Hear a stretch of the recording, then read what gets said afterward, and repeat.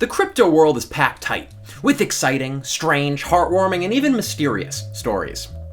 Among the most interesting, mysterious, and juicy tales in all of cryptocurrency lore is that of the origins of Ethereum.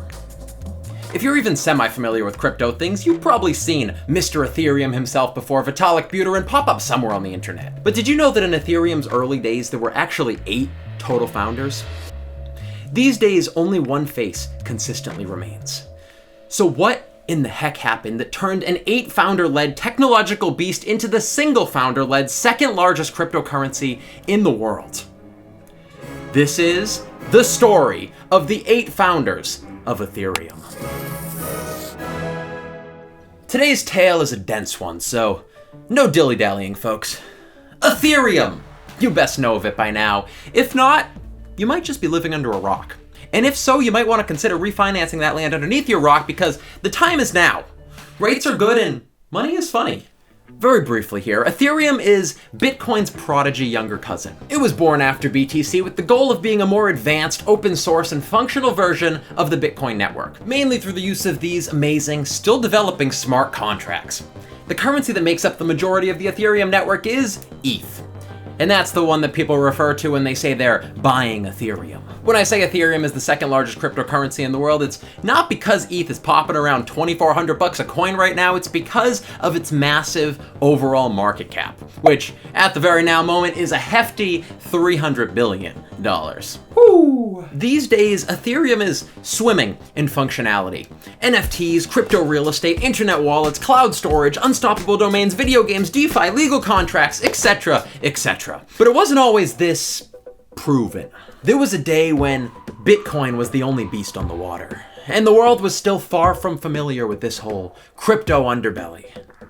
There was a day when this type of next-level crypto functionality was nothing more than cyber dreams and juicy ideals. Well, everything changed in 2013.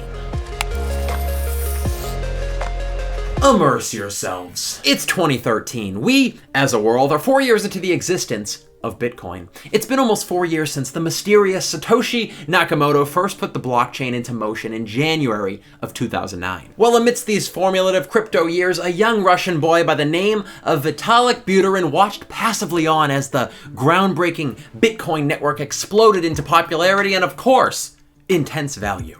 For reference, in 2013, BTC started the year at about $13 a coin and ended the year off at about $757 a coin. I mean, damn, that's like trading an Amazon posture band for an iPad Pro. That's my barometer of costs. Posture bands to iPads. Young Vitalik Buterin popped up most notably into the public eye in late 2013 when he published the legendary, the iconic Ethereum white paper. This son of a gun was 19 years old when he conceived Ethereum. This white paper focused on the big limits of Bitcoin, and of course, a solution. This new, advanced protocol that would provide a platform with unique potential. Quote, rather than being a closed-ended single-purpose protocol intended for a specific array of applications in data storage, gambling, or finance, Ethereum is open-ended by design, and we believe that it is extremely well-suited to serving as a foundational layer of both financial and non-financial protocols in the years to come. Well, folks, this white paper hit just right. Vitalik had one heck of an idea. The crypto underbelly was watching, and Vitalik saw his chance to build a powerhouse to bring this Ethereum thing to reality. And well, in later 2013, that's just what he did. Let's meet the other 7 founders. Before the eventually credited 8 Ethereum founders, there were the initial 5. This was Vitalik, of course, Mihai Alisie, Anthony Iorio, Amir, Chetrit, and Charles Hoskinson. Let's meet Mihai Alisie. This young, slick son of a gun was actually a friend of Vitalik's prior to the white paper. A day oneer, you could say, or you could just say friend. Either way, that is he. Vitalik met Mihai because he was tall and handsome. Well, no, that's not why they met, I guess, but it is the case. I mean, look at this man. No, these two actually met 2 years prior, in 2011, when they bonded and decided to co-found the famous Bitcoin magazine. By 2012, there was a print edition of this little magazine, and these days, Bitcoin Magazine is often considered to have been the first serious publication dedicated to cryptocurrencies ever. Well, Vitalik invited his crypto pal to join in very early on the Ethereum journey, and Mihai immediately joined in on the party. Mihai is an all-around, incredibly smart individual, so this was a great first edition. In the foundational days of Ethereum, he led the efforts in establishing the actual business infrastructure itself and the legal frameworks required to make this thing exist, but we'll get into all that in a bit. Let's meet Anthony Iorio. Anthony Iorio, the Canadian crypto king. Anthony was a man that saw the future early. He first heard about Bitcoin in 2012 and immediately knew it had insane potential. He started buying right away at $9.73 a coin, and shortly after went on to create a little social club known as the Toronto Bitcoin Meetup Group. This humble little idea started out at a pub with 8 Bitcoin enthusiasts and quickly scaled up to the hundreds. Amidst the early goers of the Toronto Bitcoin Meetup Group was the young and oh so brilliant Vitalik Buterin. The two became friends, and of course, Anthony was incredibly impressed by this skinny, passionate genius boy. When Vitalik published his first iteration of the Ethereum white paper, Anthony was interested. The man knew potential when he saw it, but he needed a second opinion. What was the potential here? How serious was this? So he took this white paper and passed it on to another crypto whiz in the space for his thoughts on the juicy new matter. That man would be none other than Charles Hoskinson. But we'll get there in a sec. Before Charles Hoskinson, Amir Chetrit had also joined the team. Please welcome probably the most mysterious of the crew. Mr. Amir Chetrit was a man that lost faith in the traditional finance system after being thoroughly involved in real estate leading up to 2008. Unfortunately, that's like being thoroughly involved in building a beautiful new shed in your backyard in Kansas right before the biggest tornado in history. You'd probably lose faith in the traditional shed system at that point too.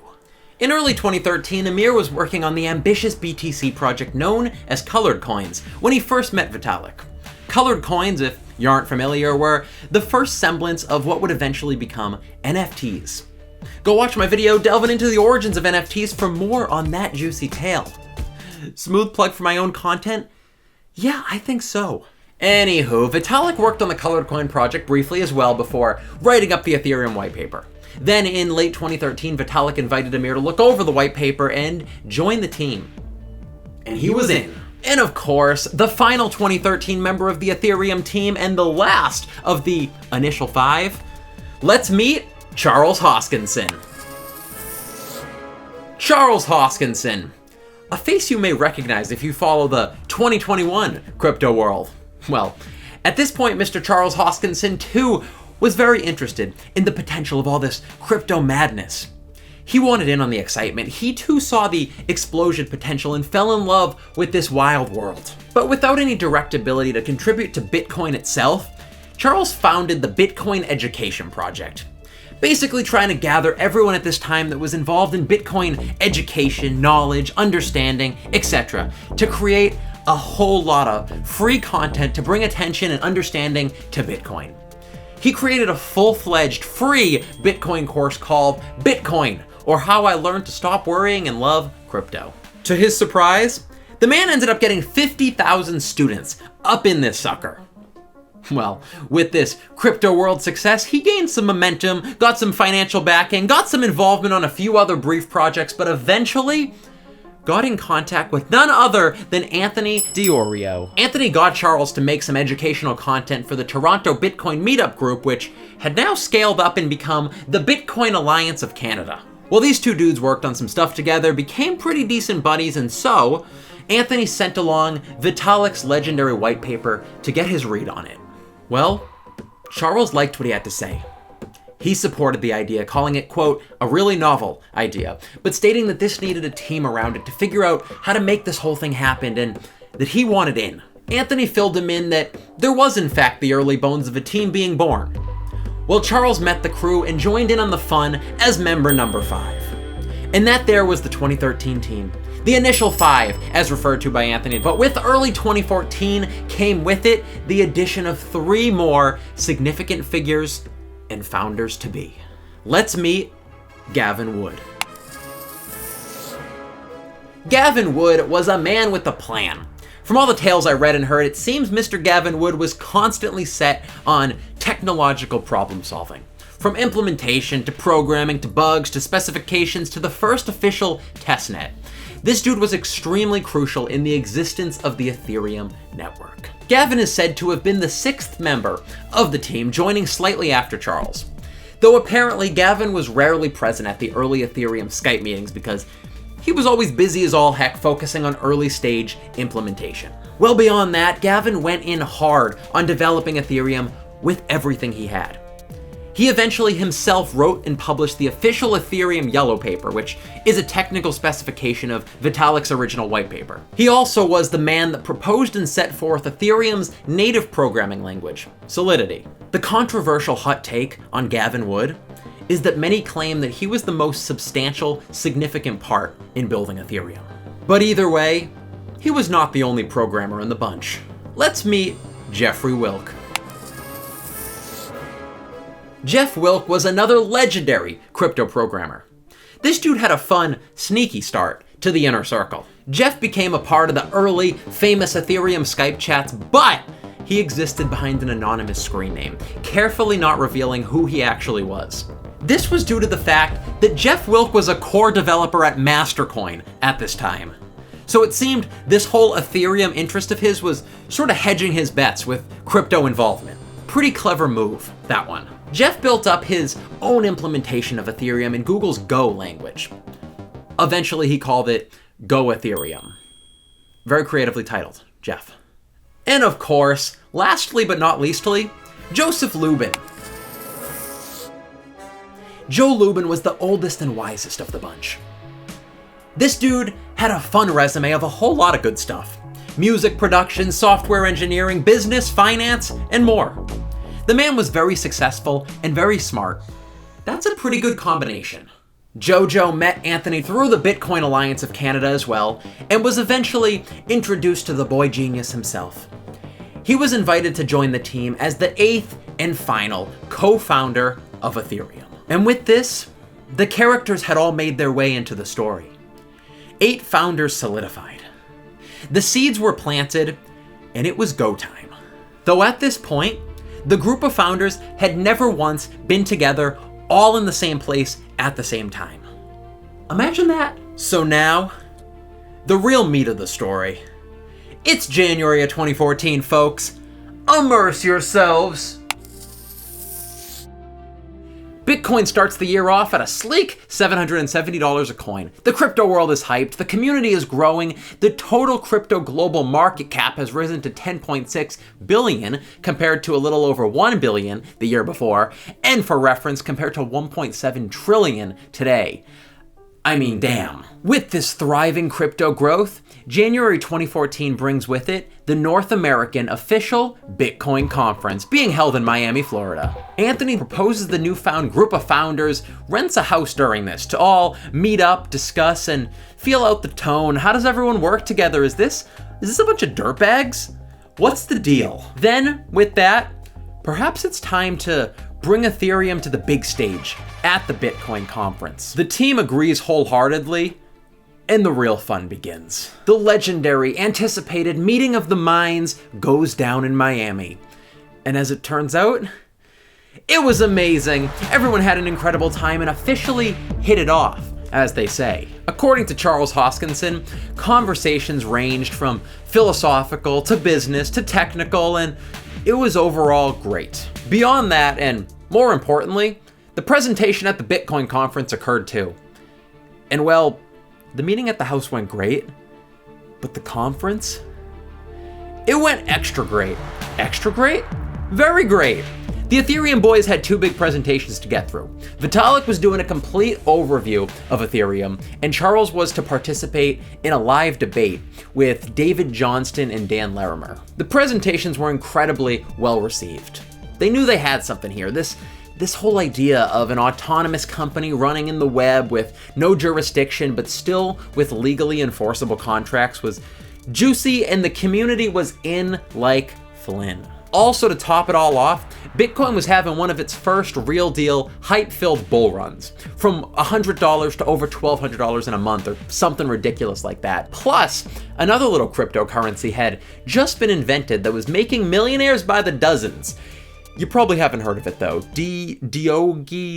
Doge coin? Something like that. Some small little altcoin that ended up working out well for a couple of people, but I don't think it went anywhere, so no big deal. Point is, the crypto market was on fire, and Ethereum came along at the perfect time to further grow the flames. I mean, come on. What an analogy. Sometimes I really bring it. After the Bitcoin conference success, the Ethereum team went into work mode. This confirmed everything they all hoped, and it was now go time.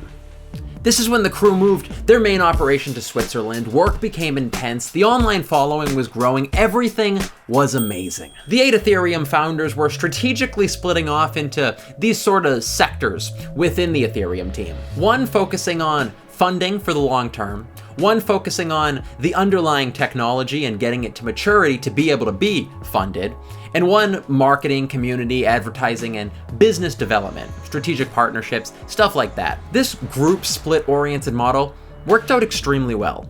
The Ethereum team was developing quickly. Gavin published the Ethereum Yellow Paper in April. Anthony, Joe, and Amir were killing it, going through Silicon Valley, Texas tech events, and eventually Anthony's Toronto Bitcoin conference. The dream was going strong, and the project was coming along. But folks, dreams don't always last. The group decided it was time for a big convergence in April of 2014 after all this rapid growth and the seriousness of the project at this point. Some huge decisions needed to be made about the future of Ethereum. The hype was there, now the tech was there. The big matter that needed to be decided on was the divergent option on the business side. How are they going to run this business, and how are they going to fund it? Basically, there were 2 big options at this point. Option 1, venture capital money. There was a ton of interest in this space financially at this point, and with Ethereum's potential, it would be a no-brainer. I mean, Blockstream had just raised capital and received a $26 million investment weeks prior, so momentum was in the crypto space. Option 2, the crowd sale option. Raising money from the people. A crowd sale is basically crowdfunding for crypto. Early interest enthusiasts can buy coins before they exist to help fund the project in development in hopes that it'll be big and juicy once it's ready. This decision was huge. It's what began the tension. Charles Hoskinson spoke up and stated that he thought Ethereum was too big at this point to go for a crowd sale. He strongly argued that the best course of action was to create this as a for-profit company, take VC investment, centralize in Switzerland, and focus on building a protocol. On the contrary, the developer side of the team argued for the setup of a nonprofit foundation. That this foundation could hold a crowd sale and use that to fund a collection of companies within Ethereum to build up an ecosystem and let anyone participate that wanted to. This would hereby create a completely horizontal power structure. Well, the arguments began, and they continued. Charles had a few big concerns with this model. He argued that this foundation of theirs would eventually have brain death because of no equity, no chaining, and no vesting anyone to the foundation outside of the potential, hopeful appreciation of Ether itself. So he said that this would cause a scattering, leaving everyone to go off and start their own things. And so the fighting continued. This is a group of incredibly smart, opinionated folks with a thoroughly contrasting idea of how this business should be structured. This is a problem, folks. Imagine if you and your lover were getting married, but one of you is completely, passionately against living in the USA. And the other of you is a red, white, and blue bleeding, national pride, country-loving American through and through. These are pretty contrasting ideas on how you might want to structure your life. After weeks of fighting and growing more and more separated in thought, the Ethereum group scheduled a convergence in Switzerland to discuss everything and make their final decision. It's June 7th, 2014 now, friends. Ethereum is coasting along, close to reality. It's meeting day. Tensions are high. Opinions are strong. Around us, Zug, Switzerland, aka Crypto Valley. pretty poppin' at this point. The meeting is to be held at the Ethereum team's secluded house in the woods, known as the Spaceship, to decide the future of this organization.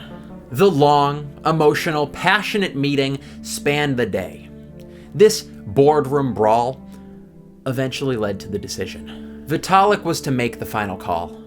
After hearing everyone's thoughts and taking some time to think everything over on the balcony, Vitalik eventually comes in to deliver the verdict. Charles Hoskinson's side loses the fight. The devs' side wins. Vitalik made this speech that, according to him, consisted of half a minute of filler, followed by his decision, which was that Charles and Amir would be fired. They were disappointed, but not absolutely surprised. And with that, they were gone from the Ethereum project. Hoskinson described the end times madness like so. It became a Lord of the Flies style situation, where power camps were formed and whoever was most persuasive to Vitalik was the one who won. That's why there was some bad blood. Well, the future did end up working out for Hoskinson. The man went on to create his very own blockchain, the commonly referred to Ethereum killer, known as Cardano. Cardano's ADA currently trades for $1.50 per coin with a market cap of $50 billion. Sometime down the line from the dreaded finale meeting, Anthony Iorio was also fired from the Ethereum project. It was reported that he lost a lot of his drive for the project once the non-profit path decision had been made too. He took a back seat and eventually got kicked from the project. Similarly, but differently, Joe Lubin immediately began planning a separate, for-profit company as soon as the non-profit decision was made. He launched Conceives, which was designed to be an incubator for other blockchain startup companies. So while he still stayed within the Ethereum realm, he too lost his direct founder involvement when the big decision came to light. Vitalik's oldest friend of the group, Mihai, moved on in a bit more of an organic way. Well, Mr. Handsome actually stayed on as vice president of the Ethereum Foundation nonprofit until late 2015, which is around the time he started working up a new little juicy project known as Akasha. Basically, this is a pretty groundbreaking social network idea still currently being developed for the Ethereum network. So it seems Mihai is still on quite good terms with Vitalik. And of course, Ethereum as a whole, while not being directly involved in the way he once was. Jeff Wilcke made his exit with a bit more speculation involved, so bear with me here. After a long series of what are called hard forks in the Ethereum network, basically big protocol changes, as well as a series of hacks to it, and most notably, the DAO exploit / hard fork massive controversial Ethereum nightmare of 2016, potential video, Wilcke handed his duties over to his right-hand man, Peter Zilagi, effectively dropping his role in the Ethereum project. He also had other big dreams to develop a video game, and that's just what he moved on to. So perhaps that was his inspiration as well. Either way, Jeff Wilcke was the longest remaining member of the team of founders, besides Vitalik himself. Amir Chetrit. After the founders meeting, the firing with Charles, Amir went on to apparently quietly support other projects and work on other things discreetly, but you don't hear much about Amir, and that is intentional. Amir Chetrit likes to keep it discreet. The man values his privacy. I couldn't find much detail after the firings, and I'm sure he wants it to be that way. So, out of respect for Amir, we're not gonna dig. We can only assume he made out pretty well after the Ethereum debacle, and he's off somewhere happy. So, good for you, Amir. Gavin Wood. Gavin left the Ethereum project at the end of 2015 after talking with some friends / fellow programmers, Arcady and Merrick. They pitched him an idea where the three of them wrote up a fresh implementation from the ground up in a new programming language called Rust. Gavin was a man who enjoyed challenging himself, and he said this was just the thing he wanted to learn and focus on. This thing would eventually become Gavin's very own brainchild blockchain protocol known as Polkadot. These days, Polkadot's DOT trades for about $15 a coin with a market cap of about $16 billion. In 2021, there is only one face that represents Ethereum. And you know whose face that is. Vitalik continues his work on the Ethereum project, currently developing the long-anticipated Ethereum 2.0. These days, when you Google any iteration of the question, who owns Ethereum? Who made Ethereum? Who's the CEO of Ethereum? Who founded Ethereum? Vitalik's name pops up, as it rightfully should. But the co-founder title is very important, because there is no Ethereum without the innovative, foundational group of crypto forefathers. The 8 founders of Ethereum are all still in the realm of technological innovation, and all certainly hold a place in history. But this story of the founding days of Ethereum it's a wild one, to say the least. 8 founders on a massively speculative, foundational, cutting-edge tech company is the embodiment of the classic saying, too many cooks in the kitchen. When you take a sack full of ideological, stern-minded crypto geniuses and throw them into a startup house in Switzerland, eventually the innovativeness will be halted by fundamental dispute. And that there is my take on the story of the 8 founders of Ethereum. Or, betterly worded, that there is my take on the Ethereum origin story. Yeah, that flowed. This tale has a lot more depth that I would love to explore in time, but this is a pretty fast-paced overview exploration of what went down. I mean, this goddamn story could be a quality movie down the line, and Hollywood, I do make movies for a living, so if you're listening, my ringer's on. Thank you so much for watching this video. If you want more stories from the world of money lore, check out some more of my stuff. Hang out, stay a while, let's bond. Also like and subscribe, add me to your favorites, get a body pillow of me, buy a cardboard cutout, whatever you want to do to support the cause. I love it. Again, thank you so much for watching. I'll see you real soon. Be safe out there.